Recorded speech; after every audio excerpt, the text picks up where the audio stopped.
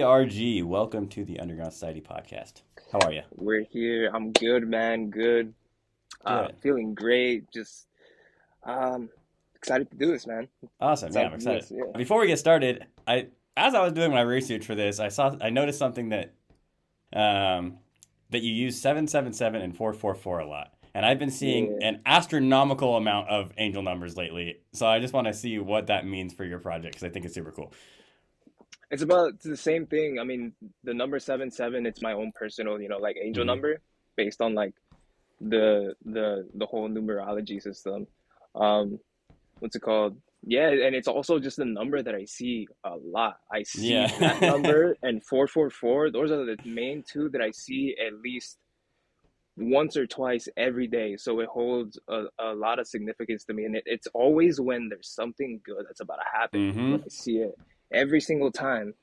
Every Yep. single time. And it just trips me out every time I see it. I'm just like, you know what? I think I'm gonna just start implementing this into like the brand. Because also like the significance of the number 77, it's also it has significance with luck Hmm. and just overall like prosperity. So Yep. I felt like it would be something cool that I would want to, implement into, the whole brand and everything. Yeah, it's sick. Yeah, Um, and it's very recent too. Like I just started doing Oh, this. okay, cool. Yeah, I like went to your page and just kind of dig through your Instagram. And I was like, what the heck, 774 and or 777. And then you also I see that you use sometimes you put it in the location, Yeah, 444 or 777 either way. But that's super cool. Yeah, I see a bunch of those numbers all the time. What I think is cool about 777 too. I don't know if you're religious at all, but it's like God's number too. So I think yeah, of 777 is a course. good number for that as well. Awesome, man. Yeah. Well, tell me a little bit about yourself. Who you are, what you do for the people who may not know. All right. So my name is Daniel. I go by Danny, and well, I make bebop music. You feel me? Like you just make all kinds of genres. Well, but I'm mainly like centering myself right now between like the dubstep and like the trap or Hmm. the hybrid trap, side of things. And I come from a very, very modest family, come up from a very, very small town called Boardman on the east side of Oregon. The population is only about like maybe 4,000. It's slightly grown a little bit, but it's a very, very small town. I'm the only person who like, who does music production here. Like there's been like rappers in here that have Hmm. come out and like they've tried to like do their thing, but no one has really like actually gotten their foot into music and being able to, reach a On like large amount of the ears. professional league almost. Yeah. It, yeah, like they'll like they'll gain a little bit of speed and like people will listen to them here and there, but they just never like branch out and like actually take it seriously. So I was very, very fortunate enough to um be the only person to do it on this Hmm. kind of level, which is it's cool. It's great. That's awesome, And man. Yeah, I come from a small town as well, so I can relate with that very much. yeah, yeah, man. It's been a journey, especially like being from here. It's not super easy because we live about like 2.5 hours away from Portland, which is the biggest city Right. in over here. And that's where everything goes on. Like all the shows, all the nightlife, everything is over there. So it's always been such a hassle For you to play to any shows or anything like that, huh? not even just Yeah. play shows, but also like, like show face to some of like the Hmm. promoters, like the main promoters that are out there. Like I've never been able to do that. Well, I have before, but it was only the times that I got booked to play Yeah. with and I was able to like show face basically. And that's definitely been like it's been part of like the struggle, been part of like the process to be able Hmm. to like do all of this is like I had to kind of like do everything, how do I put it, in like a very, very unorthodox way. Because like Ex- for ex- some people, Go into that a little bit because I'm curious to know what you mean by that. yeah, as in like a lot of people, they come up and they show face a lot, and then they start getting put on by like promoters. Like it depends, wherever you're at. You pull up to the shows, you show face, build a relationship with this team, and then maybe later down the line they'll start putting you on like shows on Hmm. support slots, opening slots. But for me, the way that I had to do it was that it's not really much different, I guess, but I just had to constantly put out music to actually be able to get recognized and be able to like to be able to get put on, shows. Because I didn't play my first show until about like 2017, I would say. And that show, it only happened because I was, homies with the person who was throwing it. And I was like, it was just this very like small thing. It was like a small bar. Mind you, I was 17 at the time. I was not supposed to be at that bar. Dang. I was not supposed to be in there, but I showed up super, super early. And then, well, I kind of got away with it. So, um, that that definitely helped me a lot with just like being Yeah. consistent, putting out music instead of like, showing up, showing face, talking to promoters, building that relationship with them, and then start getting put on shows. And that show in 2017, my first show, was, a headline, but it Yeah. realistically there was only like 10, 15 people. But I mean, it is what it is. It was part of it. Yeah. Um, I know yeah, people that are from bigger towns that still play shows like that, so at least you got something. yeah, yeah. Yeah, it's crazy though, because like the show after that too, it was like the same situation. Like I knew the promoter. I knew the promoter. He found out about me through my music, that I was like just constantly putting out music. And he's from this small town, another small town in Washington. Um, it's called Pasco, and it was like some small like club. It was super sketchy. I started out playing for like maybe, I want to say like 10 people. Hmm. 10 people. By the end of my set, it was zero. I was playing for like maybe I think it was like the owners of the venue or something. But yeah, it was Dang. like, damn. I was like, damn, there's no one here, but I'm gonna just keep doing my thing. You Yeah. know, Humble I just beginnings, man. That's awesome. When you first started getting into music and stuff, um, where did you get the name VRG from? What does that mean? so all right. So VRG stems from my previous alias, which is Vargo, and Vargo is Which also is kind of like, yeah, and that you put that in your bio and stuff. You put yeah, yeah, yeah. yeah, yeah, yeah. So that was also kind of like my nickname throughout like high school, because Hmm. everyone, well, at least the people that knew that I was making music, they would call me that. They were like, "Hey, Vargo," like this and that. Instead of calling me like Danny or Daniel or something, they would call me like Hmm. Vargo. And so that's just something that really, really stuck with me. And then I came into some problems with that name. I was about to get I actually got a cease and desist email from Oh my uh, gosh. this uh, this other Vargo from Germany. And I didn't even see it in my email. I didn't even see it in my email, and he managed to get my SoundCloud taken down like temporarily. And I kind of like scrambled, and because once I read the email, it said, like the whole situation, like you can't use my name to promote, whatever you're doing, Right. this and that. So I had to kind of like come up with something quick, and um, because if I didn't come up with anything, I wouldn't get my account back. So Hmm. I was just like, you know what, Just shorten I'm it. gonna just stick with, I'm gonna just, yeah, just take some of the letters out and just Yeah. shorten it to VRG. But Vargo comes from my mom's maiden name, which is Vargas. Okay. Yeah, yeah, I was literally just talking to one of my friends. It's like, you know what, I kind of need an alias change. And he was like, yeah, well, like, what's your mom's last name? And I was like, Vargas. And then he's like, dude, just take out the A and the S and put an O, Vargo.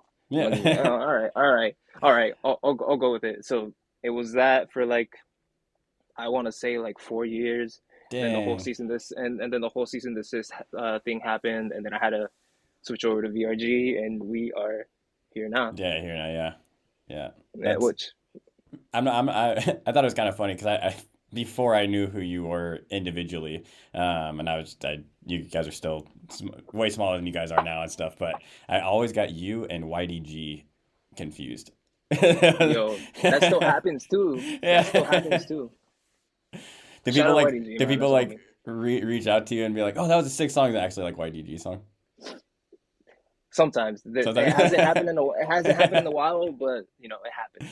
It I'm sure he happens. gets the same thing too, vice Yeah, versa. probably, That's funny. probably, probably. But hey, that just gives me more of a drive to make sure people, don't get us confused, and Hmm. they actually call us like, they actually know who I am versus confusing me with Yeah. somebody else. Yeah. Yeah. Yeah. So. That's a crazy Def- story. You're like the second person that's been on the show in the last like month that has faced the cease and desist thing. That's rough, man. Frightening, yeah, especially after you said 4 years. That's a while yeah, having the right or the same name and then having to change it. yeah. And while that was happening, I was 18. I didn't really know what was going on. I didn't Oh, have a I didn't have a manager or yeah. anything. So I had to like figure everything out by myself. But you know, I guess it was just part of, you know, life, everything. Hmm. It was eventually, you know, for the best. Yeah, of course. So you That's mentioned yeah. So, you were from a small town. What kind of introduced you to EDM? If you were the only producer out there, what how did you get into EDM? so I've always been into music, Okay. like period. And I'm trying to think when the first time I actually heard EDM was, because I know I've heard it in many spaces before. Like I've heard it in other music, like especially in like screamo music, like metalcore stuff. Like there will Hmm. always be like a an electronic break, like trancey type thing somewhere in there. Like Attack used to do it. Asking Alexandria used to do it a lot. Um, that was definitely one of the forums that I found out about it. And then like if I go back years before, there was this TV show that would always be on TV that my parents would have on, and before a commercial break, they would always play the Root Sandstorm. Always, Ah, always. So I was super young, but like I remember that that was one of my vividly, first songs too that I loved. I would play that a million times on YouTube. Just find the video and have it dude. on like my my replay. It's a classic. Yeah. That honestly, as much as people like made that into a meme, it's still a classic. Like you can't really knock it. It still goes hard. And it's like, yeah, I kind of like I found it in like bits and pieces, but right after I like found like once like listened to it and like on like a random YouTube video of like soccer highlights, after that, I was kind of like, all right, you know what? I'm gonna dive a little bit deeper. By this time, it was like maybe like 2010, and then I started listening to like Tiesto. This was around the time he was doing like Club Life Volume like 3, I think, and I was just like diving into that. I found out about DJ Blend. If you don't know about DJ Blend was the GOAT back then. I'm gonna go do some Everyone research wanted to because I be like him. actually haven't heard of DJ Blend. Dude, yeah, dude, he would be like in his room just playing sets with a Chucky mask on, just going ham, dude. And it's like that attracted me so much, and especially like his energy too. Like his energy for that time, like no one has ever seen anything like it. What kind of music was it? And it was like Big room. Dirty Dutch, Okay, yeah, yeah, EDM at the yeah, time. yeah. Yeah, yeah, that type of stuff. And yeah, after that, fast forward like a year later, that's when like Skrillex really started coming around, and Mm. that's when I really started bumping Skrillex pretty heavy. And Is then that what fun, like really initiated you like starting to think about producing at that point? yeah, Yeah, yeah, 100%. Like finding out about DJ Blend mostly, yeah. and then definitely like after finding Skrillex, I was like, yeah, I think this might be my calling. Like this is what I want to do because I've always had that thought in my head, you know, that I want to do something in music. Like since I was a very small kid. If it wasn't gonna be being like a band or something, because I used to drum a lot, low key. Like I used to be on like pots and pans. Yeah. Eventually my parents would like buy me like drum sets, and I would rip them to shreds, bro. And then they would you know, they would just kind of always present that idea of like music to me. So I've always had that in the back of my head that I want to do something with music. And finding out more about EDM, you know, the culture and everything, how everything is like made, how you play sets and everything like that really Mhm. started to draw me towards it. And I was like, this might be, you know, like I said, it might be my calling. Like this might be what I want to do. That's dope. That's awesome. How old are you when Yeah. you like realize that, do you think? Like 10, 11, Damn, that's dope. Yeah, like most 10, people at 11. 10, 11 are like, yeah, I have no idea what I'm gonna do in 15 years. Yeah. Yeah. And even today now, like people that are like older, they still don't know what they want to do. And it's like, yeah, I started doing all of that, started messing around with like virtual DJ, post my stuff on SoundCloud, but this might have been like 2013-ish when I first started like posting on there. Um, I was stuck on 4 followers for like 4 straight years. Like Oh my gosh. no one was really listening to my stuff or anything. But I mean, like, it makes sense. It was basically just like random mashups. Like, I wasn't really like Yeah. taking it serious. I was just like, I'm gonna just put this up, see what happens. Yeah. I'll listen back to it. I'll do that. But nobody was really like paying attention or listening. But Right. yeah, as the years progressed and everything, I started picking up FL, started putting together songs, and this I'm doing all this and on in my living room on like a Hmm. desktop from like 2009, running Windows Vista. I said that I Did was you gonna even have use Wi-Fi at the time? Since you being from a small town, did you have Wi-Fi during that time, or was it for all like for dial-up still? for a time for that time I was still using Ethernet. It was on Ethernet cable. Oh yeah, yeah, yep. Yeah. So Super slow internet. yeah, yeah, it was such a time. It was so different back then. And like that desktop that I was using to, I told my parents, I was like, yeah, I'm gonna use this for schoolwork. Nah, I never Nah. did. I never used it for schoolwork. It was always just to like mess around, be on YouTube. Uh, I would just spend all my time on that shit. That's funny. Yeah, it's good that you like computers though, because now you're using it all the time. So as your Literally job, all the time. Yeah, I would imagine, like you said, being that far away from, like you said, Portland was the closest city that you could yeah, play shows at. That I think yeah. that you were a producer first and then you started DJing, or were you a DJ first and then you started producing? Um, Well, technically, I kind of like started both of them like at the same time, except the thing is that like I was just using virtual DJ, like I didn't really Not get, record box or anything. yeah, I wasn't using Record or Serato or anything up until like maybe like 2013. That's when I asked my parents, well, for Christmas actually. I asked my parents for DDJ Wego, which is just a very small, Pioneer controller, two channels. You could Hmm. like control the effects on it. It's very, very basic. I still have it.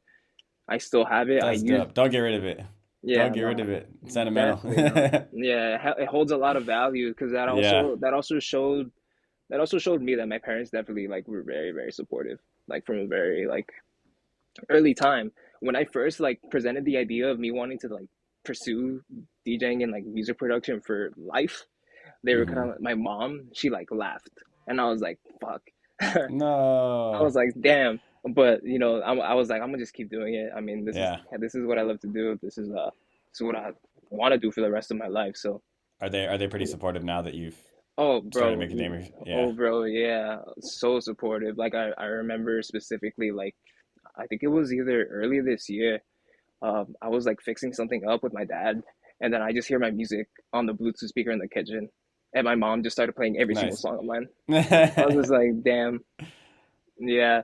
So that was time has definitely like finally a, come. yeah. It was a very like full circle moment. I was just like, damn. They went from my mom went from like saying all that or like laughing to the idea of me doing that to just being super supportive of everything and just wishing me well and everything because I mean, she's a mom. She's gotta be supportive, and especially because it's nothing really like bad.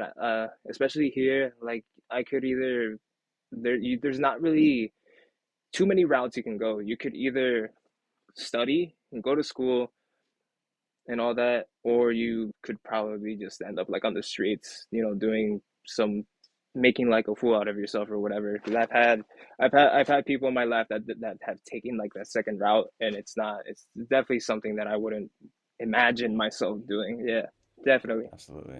Def- Going back to, the producing versus DJing thing, what were, getting your foot in the door with the industry? What were some of your earlier like networking tactics? Like, were you just like mainly social media, or how did you really yeah, start getting your name out there? yeah. It was mainly on social media and also Okay.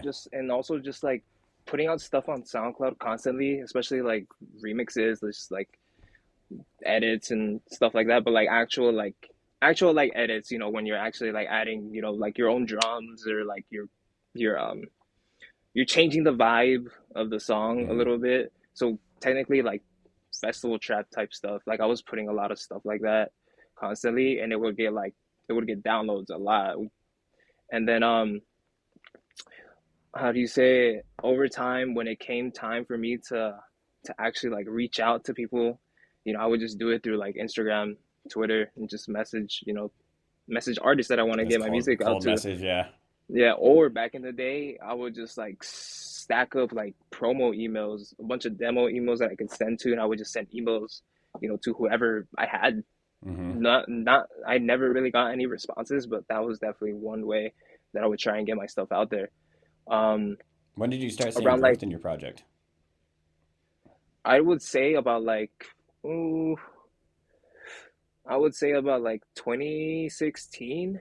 2016 is definitely when I kind of like realized like, okay, Took a like this is curve. definitely like, yeah, I was like, this is Yeah. definitely going somewhere. And it was the exact moment was Carnage played, or Gordo now, he Yeah. played Yeah. a very old remix of his song The Sound. And it was a festival trap, edit flip, and he played it main stage on at Ultra. And being able to like witness that, especially for the set that it was and how iconic of a set that it was, Hmm. um that's kind of like what flipped the switch, and I was like, okay, like this is definitely like going somewhere. And if I just it just made me crave that same feeling over and over and over again, which has kind of kept my drive going even till this day. Who, Damn. who are some of the earlier Damn. like other artists in the scene that really supported you earlier on? I know Say My Name was definitely one of the Sick. supporters. Love his music. Night, He's a cool guy too. I've met him a couple yeah. of times. Say my name's a pretty chill guy. I think his style is a little bit outdated, but I'm not gonna get too Yeah. into that. Um, Yeah. what's it called? Who else? I'm gonna say I know Nightmare played that same remix that Carnage played Hmm. years ago. Um, Trying to think who else. Other people like maybe like G Buck. When did you finally get your opportunity to work with like management and like an agency and stuff? You said you didn't have one for what, Yeah, how long? And then you finally started working with one and man. Yeah, it was like it might have been like those 4 years. No, from like 2015 around like 2019. Those are the times that I was okay. like without any management. Yeah. I didn't get any management up until 2019 with Alex Ackley on the syndicate team. Shout out Yep. Alex. Rated Fucking R and honestly, Acres manager too, right? You're on the same yeah, team? yeah, yeah. Yep. Yeah, we Yep. were on the same team for a while, and honestly, if it wasn't for Alex and for the opportunities that he brought to me and he gave me during those times that we were together, I definitely would not be here in this moment. Well, yeah, I man, because definitely would not be here. you played EDC a couple years ago. You played Los Angeles last year. You've gotten some good opportunities now. Yeah, Played two of the yeah, major festivals, at least for like your genre of music. yeah, yeah. So I was able to play EDC 2019. I had some other shows too, like in Orlando. I did a show last year at Vanguard. I did support for Flosstradamus. I was able to Oh, get that through sick. him. Yeah, yeah. And the whole with Lost Dance that happened a little bit after. That happened a little Hmm. bit after, we went our separate ways. That was right now I'm with Robert. Robert at AEG Okay. Music. That's my current manager, and this isn't announced yet, but I'm on Corson now with agencies. I was just on Prism Yeah. with Yep. Gaston. Yeah, I was just on Prism, and That's actually how I got in touch with you. oh It's yeah, through yeah, that. Yeah. yeah, bro. Legends, legends, legends, Yeah, of legends. course. But if They but if it mainly was, they mainly do like Disciple and who else did they mainly work with Disciple and then some I other mean, yeah, yeah, it's artists. mainly Yeah. Disciple. That's their big guys though. Yeah. Yeah. What was it Yeah, like for yeah. you going from like a small town? Because like I mean, for people who are from maybe a city or whatever, grew up in San Francisco or whatever it may be, starting to travel and play bigger shows maybe might not affect them the way that it maybe did for you. What was it like going from like a small town to like holy shit, I'm playing EDC or in Orlando? Like I was definitely proud. Well, I definitely am proud, because like I said earlier, like no one has really like reached that kind of level to be playing like events to of this scale, and so it's like I was more proud than anything, more grateful than anything, especially coming from basically nothing, basically zero, and it's like how do I even put it, man? And I don't want to put myself on a pedestal and think I'm better than everybody. I still want to stay level headed and just remind myself where I'm from. And I don't, Yeah, yeah, I don't even know how to let that describe be that. an inner feeling of pride for you, and let it push you Yeah. further. That's how I am too. And coming from a small town, and like my dad's a farmer, dude. Like very small town. I grew up on a ranch, and getting into what I Oh do now man. and stuff. It's like you just have a little bit of a different like appreciation, I guess, for it when you get Oh to yeah. get to that level. Yeah, 100%. And that's with like every show too. It's like I'm always more appreciative than anything, you know, hmm because it's like yeah, I definitely never expected for everything to come this far, especially at the scale that it's at right now. And I yeah, know there's definitely more to go and everything, but it's just damn, just so appreciative of everything. Honestly, super grateful to be in the position that I am, and hopefully one day I can definitely do a little bit more for the community yeah, here. So that's one of the things that also keeps me like driven because I definitely wanna do a little bit more for my own like yeah. Right, where community. you're from. Yep. Yeah, so I mean, hopefully things just go the way that I want it to, so I'm able to do that a little bit more. Because I mean, here, especially here in this town, dude, there's like nothing. Yeah, yeah. What do people mainly do for work? Is it like a farm town or? It's a lot of agricultural stuff. Okay. There's a lot of industrial plants. There's like Yeah. there's an onion plant. There's a potato plant, and I know that the potato plant. Fun fact: the potato plant, it's not the main one, but I know it's one of the main distributors that distributes the Chick-fil-A waffle fries. Oh, no way. That's cool. Yeah, yeah, I it's pretty love crazy. And we Chick-fil-A. also have a Tillamook cheese factory here too. So Oh, sick. so Very we good. get ice cream Very, and shit. yeah. That's Yeah, sick. I actually, oh yeah, I guess, yeah. I don't think I've ever actually eaten their ice cream. I eat their cheese all the time, but I don't think I've ever had their ice cream. their That's cool cheese though. is fire. Yeah. Being so far out in that area, has travel and like flying to different places and stuff for shows and for work, has that been a little bit more challenging for you, you think? How far is the closest Yeah, airport to you? the closest airport. All right, so there's two airports. The closest one is in Pasco, which is like an Okay. hour away. But the main one that I fly out of is a PDX in Portland. Yeah, right. So that's a 2.5 hour drive. Fuck, dude. Every time you have to Yeah, go to work, you have a yeah, 2.5 hour drive there first. Oh, that yeah. sucks. Shout out my dad though. He's usually the one that picks me up. So Nice. honestly, if it wasn't for that man, honestly, I would not be anywhere either. I That's wouldn't be in awesome. the position that I am today. Um, Yeah, dude, it's always a mission, especially like let's say I have an early flight, like a 6 a.m. flight. We would have to leave like here at like 2:30 in the morning so I can Mm-hmm. make it in time. So Mm-hmm. it's a mission. It's definitely a mission. But it's always worth it in the end. Always. That, yeah, of course. Especially when you're flying to Oh Ohio yeah. or Orlando or Anywhere. any of Yeah. those hotspots. Being that that it's been almost what 10 years, going on 10 years, Yeah, and it's going on been such 10 a years, yeah. long process, and you've grown organically. Was there ever a time that like especially in the early days, first 5 years, that you were like, dude, I don't even know if this is going to be possible for me because I'm so far secluded from everyone, and like what really like what was in your head going through that process of like, nope, fuck that, I'm gonna stay with this. Yeah, nah, I never really let it affect my mindset. I always like, you know what, like I know I can do this. I know if I just put the time, I just put the work. That could be challenging though, is your mindset where you're like, I'm like at a disadvantage compared to everyone else who I'm Yeah. like in the industry with. So that's good Yeah, I mean, that you didn't let it affect your mindset like that.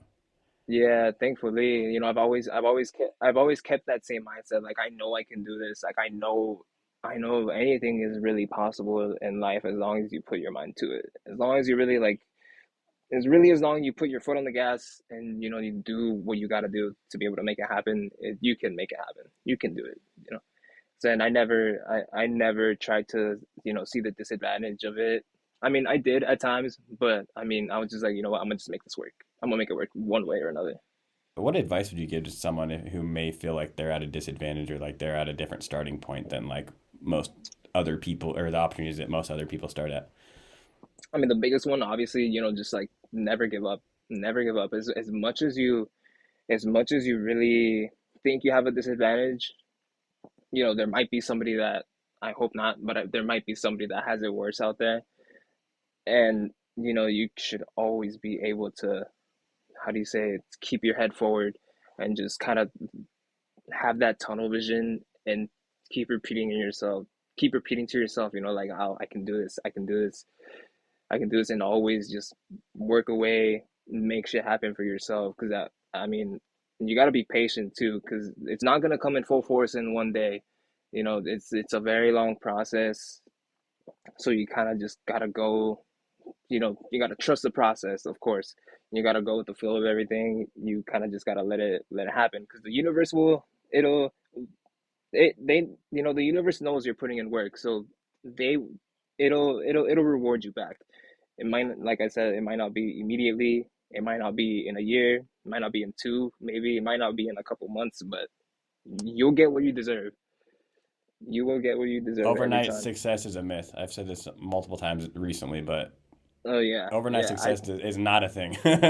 Oh no, never. What's it called? I think Dylan Francis said that like overnight success takes about like 5 to 10 years, especially to Yep. happen. Yeah. And going into the music industry of like thinking that, I mean, I think some of us all kind of in the beginning, at least when we first start, it's like, oh, maybe things will be different for me.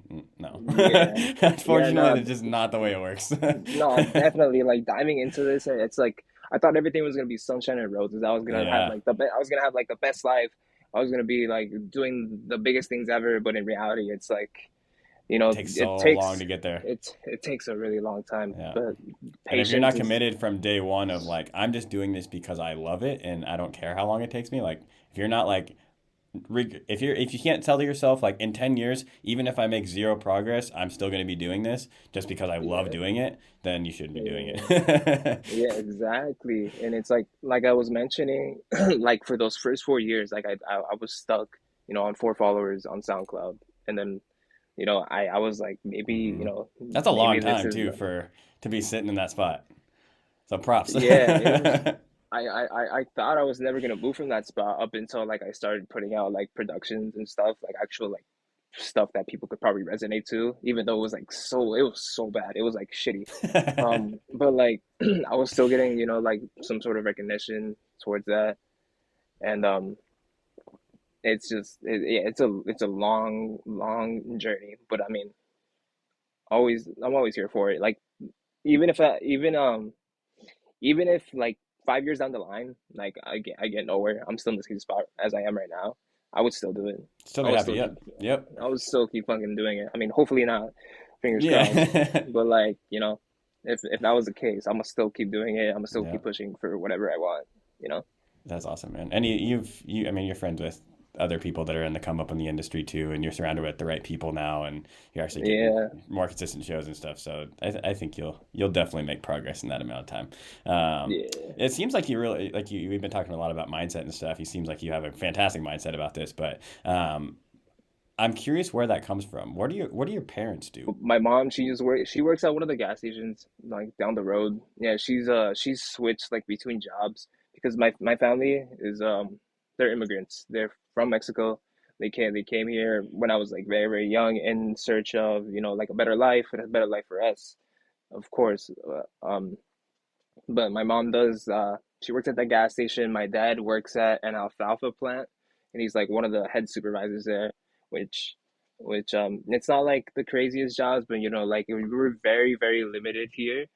And also like being, immigrants being documented, it's very, very limited to be able to do that space. And also like, just them being, immigrants being from Mexico and like wanting to come here, you know, to give us a better life, to create a better life for themselves. It hasn't been like the most successful turnout for them, but I hope, you know, I can at least, be one of the people that, achieves the American dream, like building something for themselves. And, how do I put it? I built something for myself, and, I actually managed to be a lot more successful than I am Yes, today. yeah, that's crazy that you said. I was going to ask you because you seemed like I didn't know if you were first generation or not, but it seems like a lot of times I'll see like first generation immigrants or whatever, like your parents were the ones who moved here. Mm, That it's almost harder for them to do something in the creative field because their parents are even more like, that's so, I just think it's so awesome that your parents support you so much, because like normally they're like, we moved out here so you could have a better life and you're gonna go waste your life and like Yeah, doing music, blah blah blah blah blah. And it's super cool that yeah, you said that your parents are extremely supportive. yeah, yeah. Yeah. Thankfully, honestly, and what's it called? I know, I know for a lot of parents, it's like they definitely need to let their kids, kind of like flourish and do their own thing, which is something that that they did. They really let me do my thing because they knew, again, like it's nothing bad. Like what's the worst that can happen? Like someone rejects me on fucking SoundCloud. Like Yeah. True. like come on, it's nothing truly is gonna happen if I really try and like do this the music thing, and eventually it's gone to the point where it's at right now, and I'm just gonna keep working towards everything that I want, everything, and hopes that everything just comes out how I want it to come out on top, and I'm able to help them a lot more than I'm able to help them in this current state. Well, keep putting out bangers, man, because I think your music is really good. So keep doing what Oh you're man, we doing. got a lot of them coming. Come on, a lot What of them. Speaking of which, what's coming up for you for 2023? What's to come? What are you most Uh, excited for next year? a lot of new music, a lot of collabs definitely gonna come out. Excellent. I got songs with Freaky coming out next year. I Oh, got I one love with him.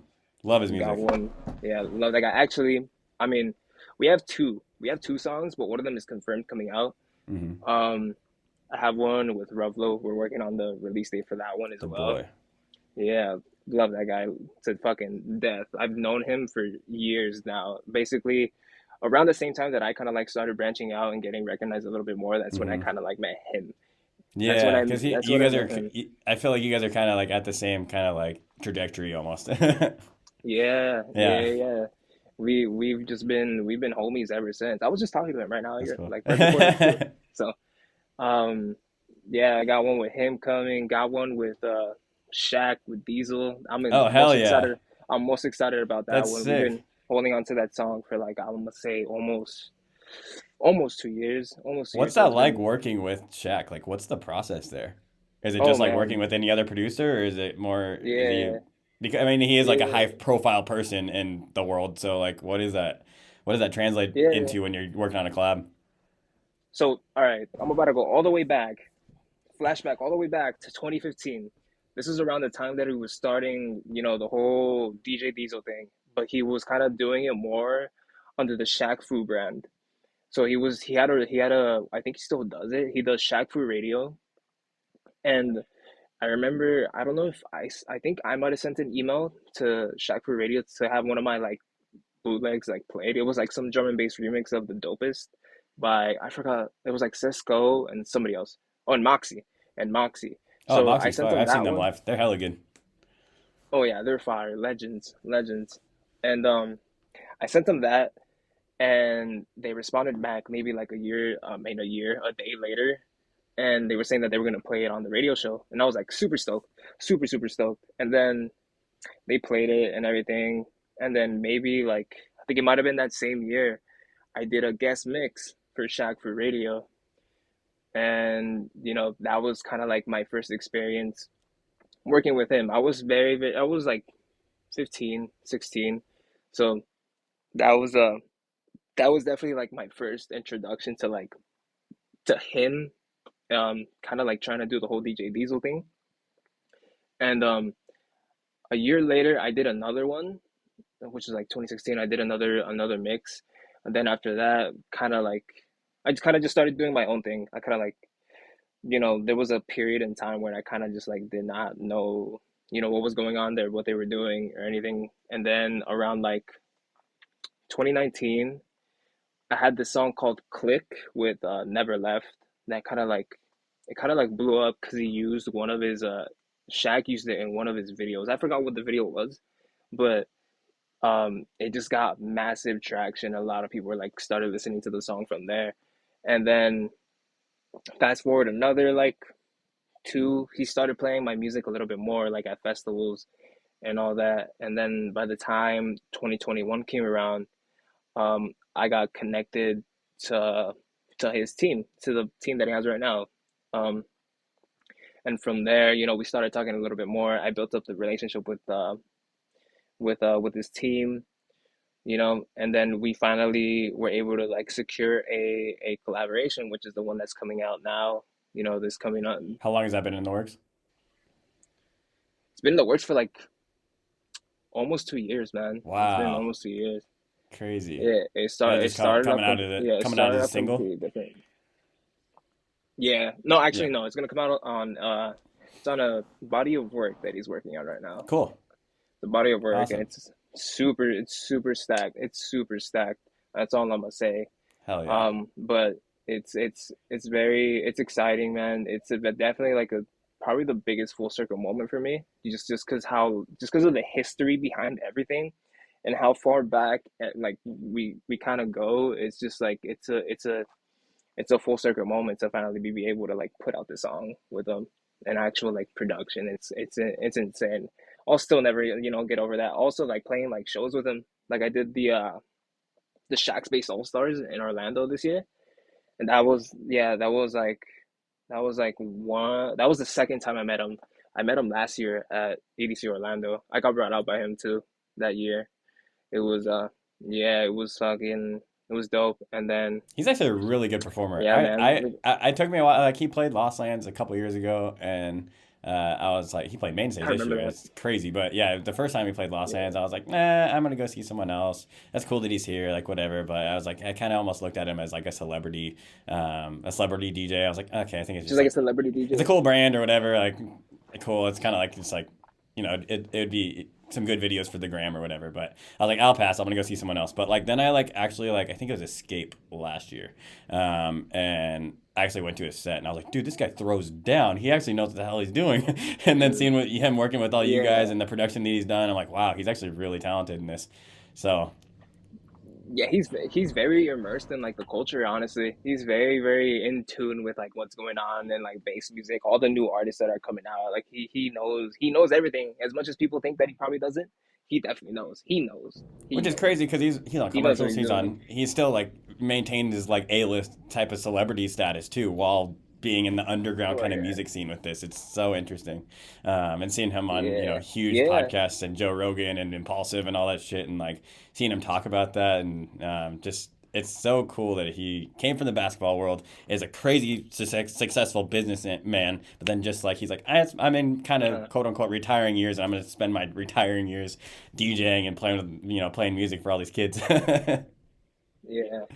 Yeah, dude, it's kind of crazy too because he kind of had like a very, very similar comeback as if he were like just Hmm. like some other DJ, like he really just instead of like him just using his fame to really like launch himself forward, Yeah, he kind of like he went did it through the process of organically. like building up his yeah, Yep. he built everything up, and now he's in the position where he's in now, because of that. He really built Yeah. himself up. He really built up the whole Diesel brand to where it is today, and now it's bigger than ever. And I think Wild. honestly, it's gonna get even bigger. Oh yeah, It's gonna for get sure. even bigger. I feel like. Yeah, and what's cool about him too is Oh that he's yeah, bringing in new listeners, new eyeballs.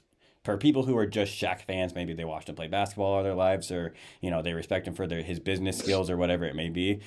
Some of those people I think are being introduced to our culture and our scene, and it's helping our scene grow too.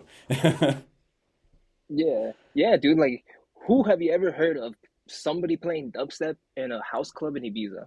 Mm-hmm. Nobody, Yep. aside from him. Except for Aside him. from him, the So only funny. person. It's amazing. It's amazing what he's doing. Yeah, for sure. Well, awesome, man. We're getting to time here, but we do have some wrap up questions. What are some long term goals, and what are some achievements that you want to accomplish in your career?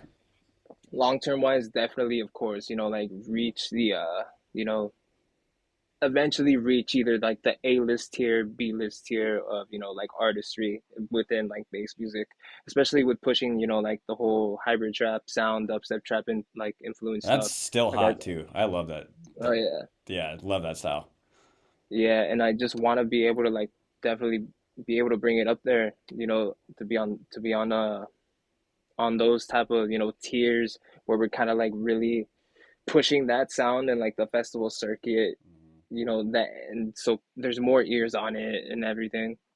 And another thing too is I really wanna branch out into like fashion, doing more doing more of like my own line and stuff, like a line of clothes. Not really like graphic stuff, but like essentials, like just like Almost like like what stuff like this. Subtronics kind of just did in a way, Yeah, yeah, yeah. A like little bit streetwear. less. Yeah, yeah, Yeah, yeah, that's yeah. like a little bit more of like a different route.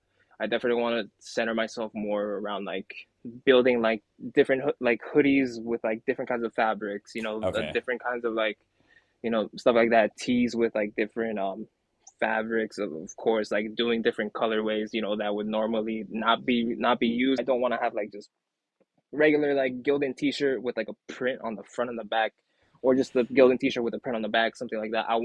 The I want the materials to be like on point. I want the fit to be on point, and especially Hmm. like for me, I know I look into those kinds of things very very often, especially when it comes to clothing. Yeah. Um, so I just want to like kind of like take the whole merch.